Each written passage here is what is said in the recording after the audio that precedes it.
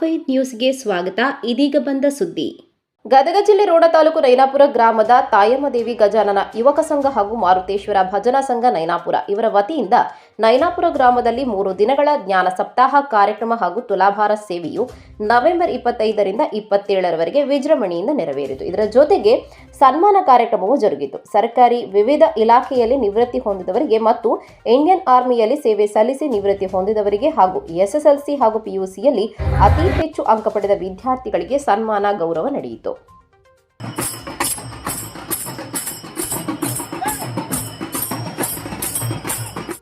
ಹಂಗೆ ನಿಮ್ಮೂರು ನೈನಾಪುರ ಇಲ್ಲೊಂದು ಒಳ್ಳೆ ಕೆಲಸ ಮಾಡಿದೆ.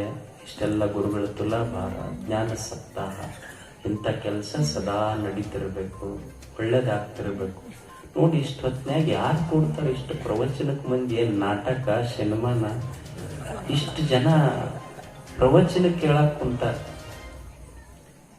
ನಮ್ಮಲ್ಲಿ ಏನು ಹೇಳ್ತಾರಂದ್ರೆ ಕಾಲ ಕೆಟ್ಟೈತಿ, ಕಾಲ ಕೆಟ್ಟೈತಿ ಅಂತಾರಲ್ಲ.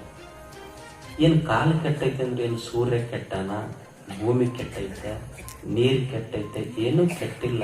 ಅದು ಏನಾದರೂ ಕೆಟ್ಟಿದ್ರೆ ಮನುಷ್ಯನ ಮನಸ್ಸು ಕೆಟ್ಟೈತೆ ಅಷ್ಟೇ.